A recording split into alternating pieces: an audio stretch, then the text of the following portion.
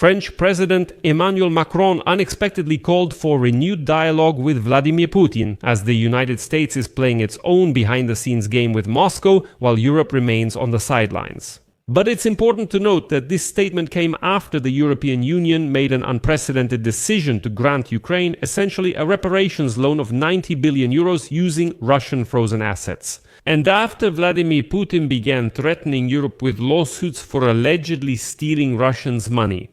In Europe,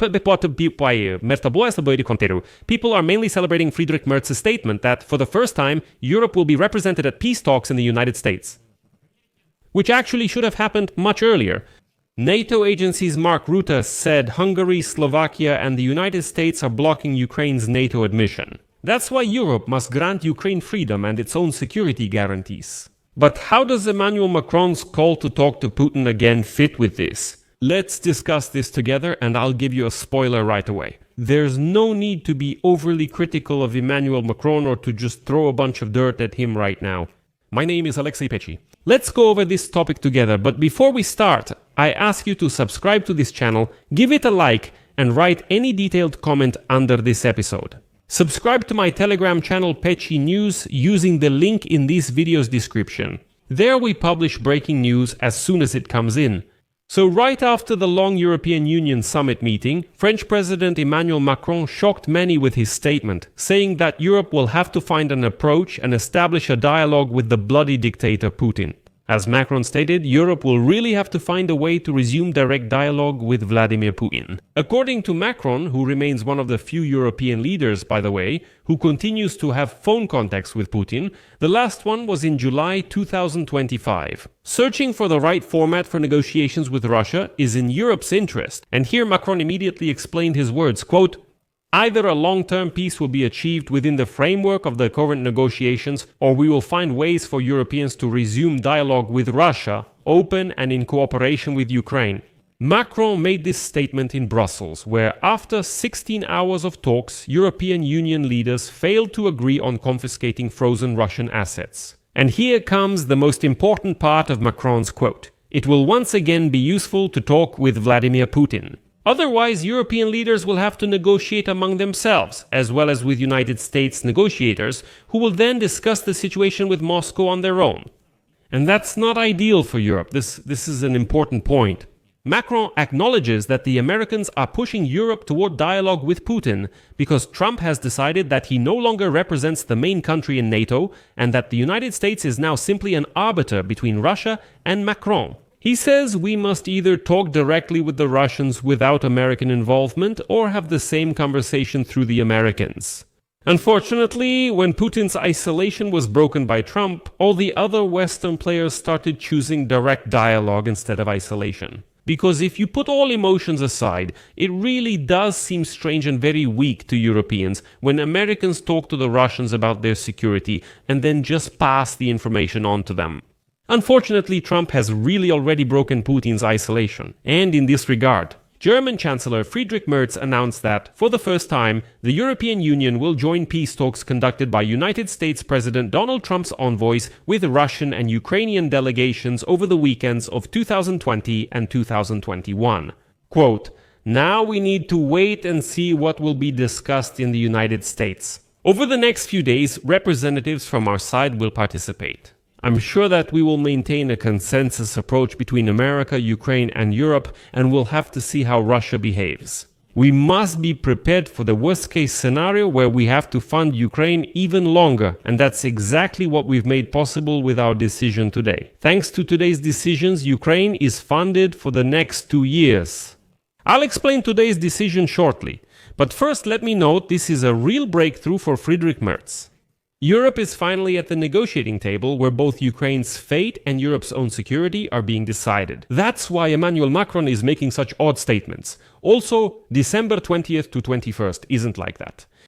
A Russian delegation will meet with representatives of Trump in Miami. Before negotiations with Russia, the American side intends to hold a meeting with the Secretary of the National Security and Defense Council of Ukraine, Rustem Umerov. Now, Europeans will finally be represented in these negotiations. Yes, the news is alarming, and I understand many people feel overwhelmed by so much information. We live in a state of chronic stress, and it's normal to get tired of it. By the way, if you feel like you're already at your limit, like your battery is dead and nothing brings you joy, I have some recommendations for you. This is the YouTube channel of Bobby Rapsai, a really cool psychologist who, without complicated terminology, uses daily news as examples to break down very complex psychological processes and explain what's happening to us. By the way, he released an excellent episode about why we feel tired even without work and how to deal with it. Bobby Rapsai's YouTube channel link is in this video's description. Be sure to check it out, make sure to subscribe and watch the latest episodes. They're very helpful and really make a difference. You know, to get your head straight. Now let's continue and get back to Emmanuel Macron. The statements of the French president came just a few hours after the exhausting negotiations of the European Union leaders, where the fate of 200 billion euros of the Russian Federation's central bank's frozen reserves was discussed. As a result, it was decided to provide Ukraine with an interest-free reparations loan of 90 billion euros through borrowing, without using sovereign Russian assets. Ukraine will only have to repay the loan if Russia pays the reparations. This was officially confirmed by Friedrich Merz. At the same time, the European Union reserves the right to use these Russian assets, which are frozen in the European Union, to repay the loan if Russia does not pay the compensation. European Union leaders avoided a split by deciding to provide Ukraine with a loan using borrowed funds, rather than using frozen Russian assets. This statement was made by the Prime Minister of Belgium, Bart de Wever, who, along with the Prime Minister of Hungary, Viktor Orban, were the main opponents of confiscating Russian assets in favor of Ukraine. I'll cover this in a separate episode, so be sure to watch. Speaking of Hungary, Ukraine's accession to NATO is being blocked by the United States, Hungary, and Slovakia, said NATO Secretary General Mark Rutte. In this case, he says Ukraine needs security guarantees to achieve a peace agreement. Quote, "The fundamental aspect of NATO is that any country in the Euro-Atlantic region can apply for membership in the alliance. The allies agreed Ukraine is on an irreversible path to NATO. However, there is a practical aspect, which is that several allies state that they will not give their consent and therefore will not support unanimity regarding Ukraine's accession to NATO. These countries include Hungary, Slovakia, and the United States. Therefore, the question arises, if a peace agreement is eventually reached, how can a renewed Russian attack on Ukraine be prevented? And this is where security guarantees, which are currently being developed and consist of 3 levels, should come into play. The first level is the armed forces of Ukraine, which will be the first line of defense. The second is the measures that the coalition of willing countries has been developing over the past few weeks. And the third level is support from the United States. And in this whole story, Vladimir Putin tried to take advantage of the changes in Europe today. Putin, during the live broadcast, stated that claims about Moscow's plans to attack Europe are nonsense, and also mentioned the possibility of cooperation with Western countries. And he spiced it all up with statements that he clearly stole from Donald Trump, saying that Europe will soon simply disappear without Russia. Not just freeze, but actually disappear. Next is a quote, from the dictator Putin. "There will be no new operations if you treat us with respect, if you take our interests into account, just as we tried to take yours into account if you don't deceive us. Like it was with NATO's eastward expansion, and as our people say, we were tricked. We are ready to work with you, with the United Kingdom and with the United States, but on equal terms. Europe will gradually disappear if it doesn't tie its future to Russia. By combining and complementing our capabilities, we would prosper instead of fighting, like you are doing towards Russia. You are fighting us with the hands of Ukrainian nationalists. We are ready to stop these hostilities if Russia's security conditions are ensured in the medium and long term," Putin says.